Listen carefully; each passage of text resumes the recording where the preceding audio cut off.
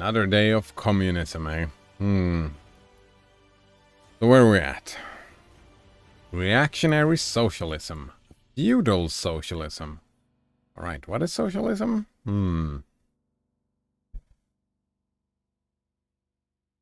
Owing to their historical position, it became the vocation of the aristocrats of France and England to write pamphlets against modern bourgeois society. Right? In the French Revolution of July 1830 and in the English Reform agitation, these aristocrats again succumbed to their hateful upstart. Thenceforth, a serious political struggle was altogether out of the question. A literary battle alone remained possible, but even in the domain of literature, the old cries of the Restoration period has become impossible. Right, a lot of history that I don't know enough about to know what they're talking about, yeah. This is like a recent history for them, right? That's 20 years ago, kinda. In order to arouse sympathy, their aristocracy was obliged to lose sight, apparently, of its own interests and formulate their indictments against the bourgeois in the interest of the exploited working class alone. Thus the aristocracy took their revenge by singing lampoons on their new masters and whispering in his ear sinister prophecies of coming catastrophe.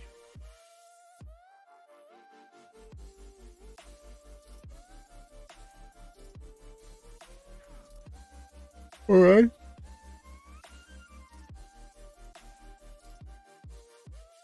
In this way arose feudal socialism, half lamentation, half lampoon.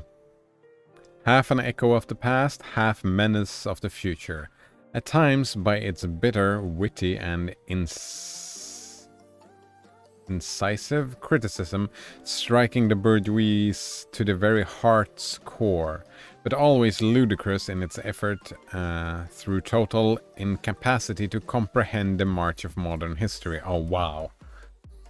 Oh, well, fuck you.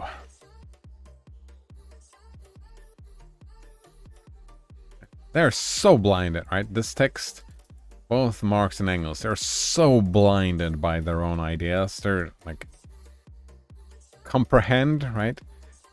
They see their own opinions as facts. It's so frustrating. The aristocracy, in order to rally the people to them, waved the proletarian alms bag in front for a banner. But the people, so often as it joined them, saw on their headquarters the old feudal coats of arms and deserted with loud and irreverent laughter. One section of the French legitimists and Young England exhibited this spectacle. Yeah, it's straw manning all over the place, right? They're not like they're calling, where is that? Pretending and stuff like that all the time, right? Like they don't believe what they're saying. That's kind of implied in this text. Do that all the time, right? They're not real people. They don't really believe what they're saying. They're just lying and lamentating and just doing ludicrous stuff like they don't believe what they're saying. Just like these idiots writing this text, they believe what they were saying, right? They're not liars, they're just stupid. Ah.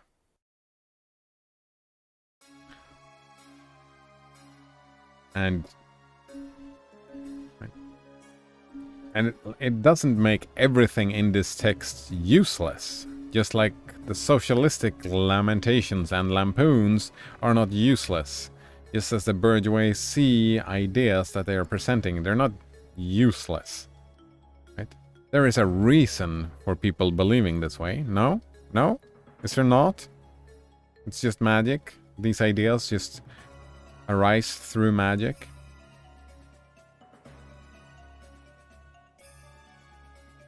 Right? In pointing out that their mode of exploitation was different to that of the bourgeois, the feudalists forget that they exploited under circumstances and conditions that were quite different than they are now, and that they are now antiquated.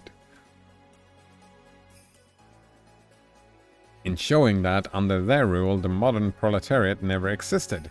They forget that the more modern bourgeois is the necessary offspring of their own form of society. For the rest, so little do they conceal the reactionary character of their criticisms that they... When are we gonna start talking about actual communism? Are we just gonna bash against other people? Is that the whole text? Just bashing at other people? Is that what communism is? Just bashing at other people? Yeah. No wonder people don't like communism or communists, right? If this is, in fact, what it's all about. Just trying to tear people down. That sucks. Alright, criticism, chief accusation against the bourgeoisie amount to this. That under the bourgeoisie regime, a class is being developed which is destined to cut up, root and branch the old order of society. What they upbraid the bourgeoisie with is not so much that it creates a proletariat as that it creates revolutionary proletariat. In political practice, therefore, they join in all coercive measures against the working class. In ordinary life, despite their highfalutin phrases, they stood to pick up the golden apples dropped from the tree of industry and barter truth, love and honor for traffic in wool, beetroot sugar and potato spirits. Alright, what is most important? What is most important? Truth, love and honor, or wool, beetroot sugar and potato spirits? Actually, this is so unfair. Alright. Wool, beetroot, and potato. What is most important? Food, love and honor, food, love and honor, right? You can go without one, but not the other. Well, it is difficult to go without one, but you can definitely not go without the other.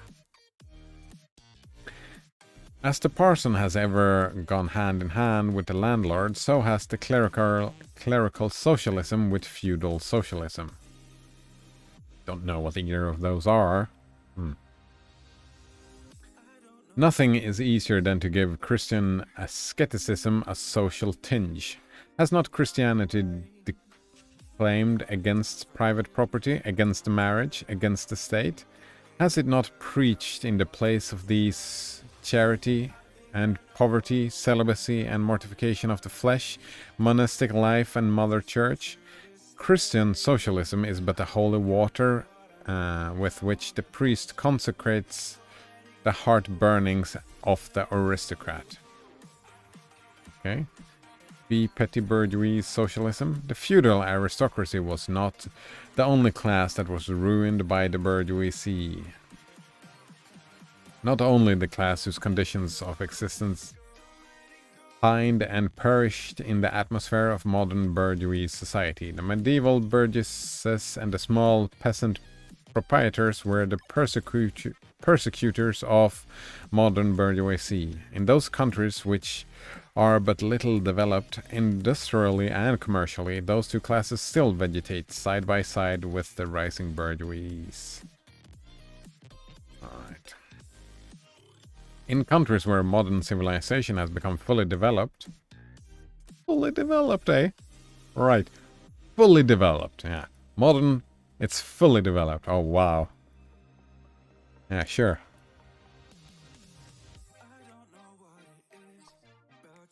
A new class of petty bourgeois has been formed, fluctuating between proletariat and the bourgeois, and ever renewing itself as supplementary part of the bourgeois society. The individual members of this class, however, are being constantly hurled down into the proletariat by the action of competition. Yes, some are being risen up as well, right? And as modern industry develops, they even see the moment approaching when they will completely disappear as an independent section of modern society, to be replaced in manufacturers, agriculture, and commerce by overlookers, bailiffs, and shopmen. That didn't happen. Yeah. That didn't happen. In countries like France, where the peasants constitute far more than half of the population, it was natural that writers who sided with the proletariat against the bourgeoisie should use, in their criticisms of the bourgeois regime, the standard of the peasant and the petty bourgeois, and from the standpoint of these intermediate classes should take up the cudgels for the working class. Thus arose petty bourgeois socialism. Sismondi was the head of the school not only in France but also in England. This school of socialism dissected with great acuteness. Alright, I need so much socialism. Alright, socialism. Socialism is a political, social, and economic philosophy encompassing a range of economic and social systems characterized by social ownership of the means of production. Right? It includes the political theories and movements associated with such systems. Social ownership can be public, collective, cooperative, or of equity. While no single definition encapsulates the many types of socialism, social ownership is the one common element. Alright, instead of private ownership and like businesses and stuff like that, it's social organization owning stuff. Like governments, churches. What else? More stuff? Oh. That's a phone call. Give me a moment.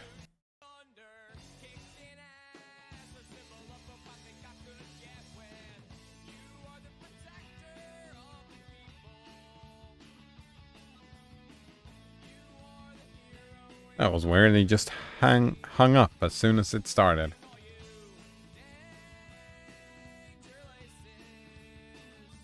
I guess I'll check it out later. Alright. Isn't socialism like...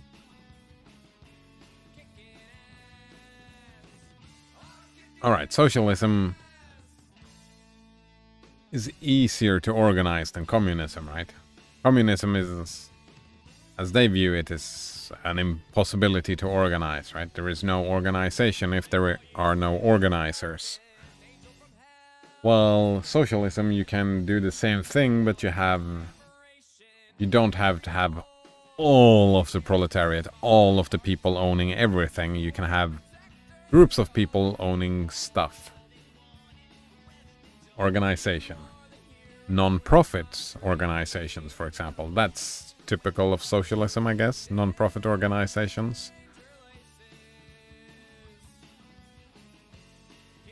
By the very nature, it's socialist? Maybe, I don't know.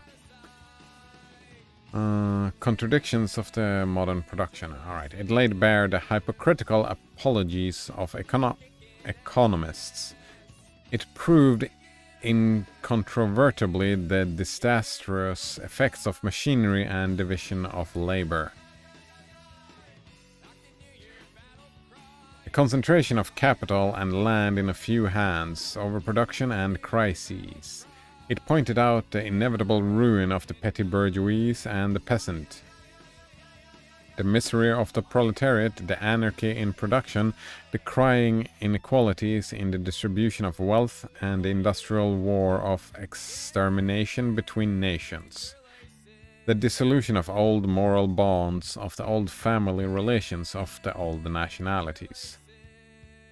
In its positive aims, however, this form of socialism aspires either to restoring the old means of production and exchange, and with them the old property relations of the old society, or to cramping the modern means of productions and exchange within the framework of the old property goes on and on. Relations have been bound to be exploited by those means. In either case, it's both reactionary and utopian. Oh man. Oh man. I don't even know what to say about that. Its last words are corporate guilds for manufacture, patriarchal relations in agriculture. Right? Ultimately, when stubborn historical facts have dispersed all intoxicating effects of self-deception, this form of socialism ended in a miserable fit of the blues. Right, German or true socialism. Alright, there are plenty different types of socialism, eh? I don't know the difference between them, like, at all. I don't know my history. And I don't find this text trustworthy, so I don't know why I'm even curious. And like, they just say, oh, just look at that history. They don't explain why or anything. They just say that, oh, that happened, and that is proof of communism. And it's doesn't really, I don't know. Socialist and communist literature of France, a literature that originated under the pressure of a bourgeoisie in power, and that was the expression of the struggle against this power, was introduced into Germany at a time when the bourgeoisie in that country had just begun its contest with feudal absolutism. German philosophers, would-be philosophers, and beaux esprits, men of letters, eagerly seized on this literature, only forgetting that when these writings immigrated from France into Germany, French social conditions had not immigrated along with them. Wow. In contrast with German social conditions, this French literature lost... But we're just bashing on... Alright. We're just bashing on socialism without operationalizing. They're not explaining what they are criticizing. They're just saying, oh, this is dumb. Right? They've taken a perspective on history, on what happened, right? Like, sure, like some socialism, it came from France and went to Germany, and therefore it is dumb. That's what they're saying, right? Without actually looking at the words at all, right?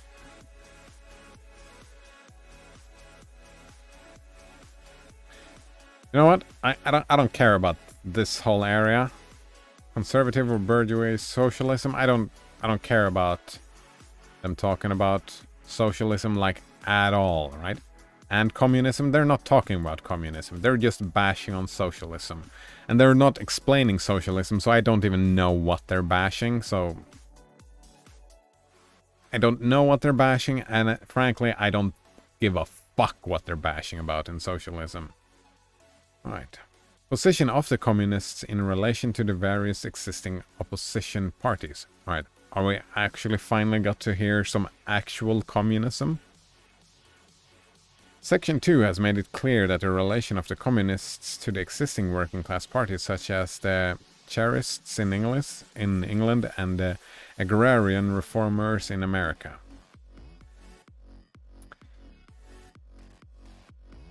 It really didn't make it clear. Not to me, anyway. Right. The communists fight for the attainment of the immediate aims, for the enforcement of the momentary interests of the working class. But in the movement of the present, they also represent and take care of the future of that movement. In France, the communists ally with the Social Democrats against the conservative radical bourgeois, reserving, however, the right to take up a critical position in regards to phases and illusions traditionally handed down from the Great Revolution. In Switzerland, they support the radicals without... Right. Here we're talking exactly what the communists should do, right? They say they support, but that's not what they're doing. They're telling the Switzerland communists to do this. This is what they should be doing, not what they are doing. Well, I guess they are doing it as well. In Poland, they support the party that insists on agrarian revolution as the prime condition for national emancipation of the party Alright, in Germany, they fight with the bourgeoisie whenever it acts in a revolutionary way against the absolute monarchy, the feudal. Right, but they never cease for a single instant to instill into the working class the clearest possible recognition of the hostile antagonism between the bourgeoisie and proletariat. Yeah, alright. So it's propaganda. That is not for a single instant. Don't stop with the making this hostile antagonism, right? Don't stop being antagonistic. Fuck that. Alright. In order that the German workers may straightway use... Right. In order that the German workers may straightway use as so many weapons against the bourgeoisie, the social and political conditions that the bourgeoisie must necessarily introduce along with its supremacy, in order that after the fall of the reactionary classes in Germany, the fight against the bourgeoisie itself may immediately begin. Is this what happened? I don't know. The communists turned their attention chiefly to Germany because... Oh, wow. Well, this is like 100 years before.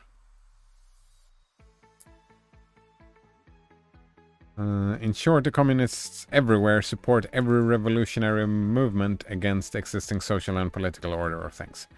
Alright, so it's they are political activists on the side of the little man, and they are super hostile about it, right? Hostile political activists. Not cooperative, they are hostile political activists. That's the communists. Manifesto. Right. In all these movements, they bring to the front as leading question in each the property question, no matter what its degree of development at the time. I don't even know what the communist idea of property is. Finally, they labor everywhere for the union and agreement of the democratic parties of all countries.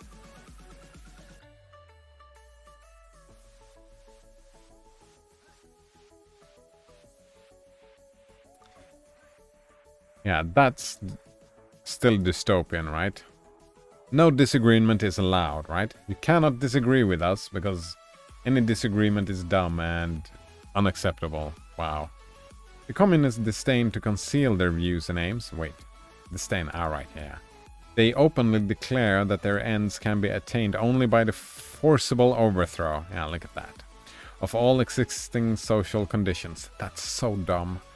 Let the ruling classes tremble at a communistic revolution. Oh, man.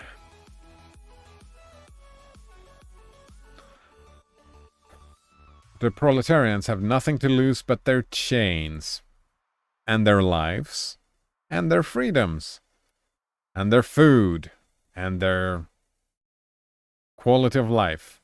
They have a world to win. Working men of all countries unite. Are we done? Yeah, we're done. Alright. That was good enough. Alright. So if communism is still based on this, right? Actually, I don't think it is. Right, let's check. What is communism from here? Right, it's a philosophical, social, political, and economic ideology and movement whose ultimate goal is the establishment of a communist society, namely a socio-economic order structured upon the ideas of common ownership of the means of production, and the absence of social classes, money, and in some cases, the state. As such, communism is a specific form of socialism. Oh, it's a form of socialism, eh?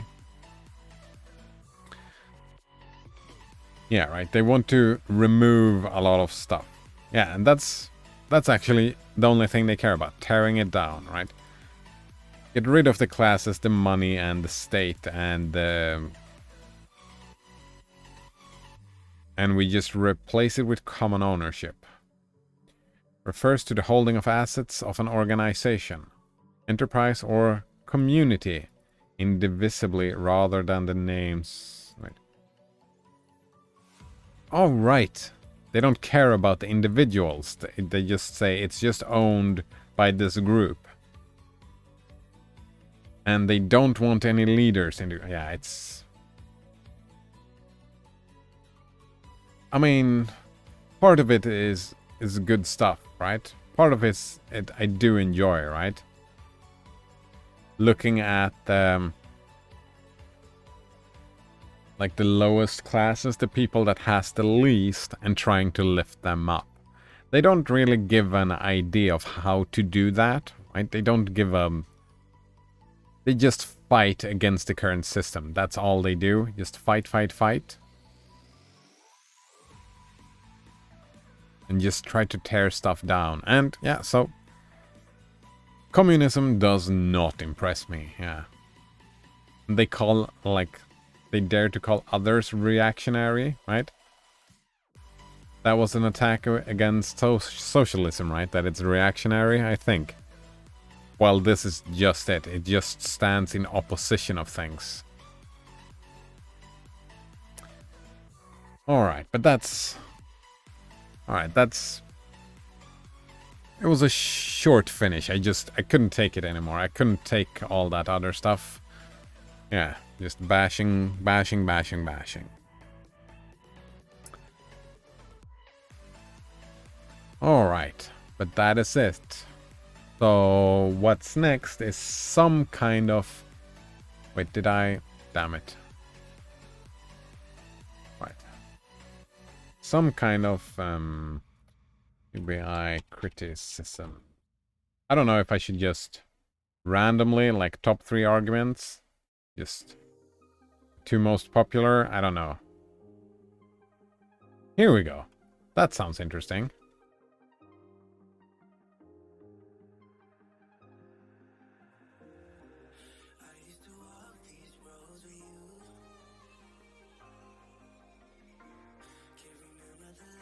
There we go. This seems like something, yeah.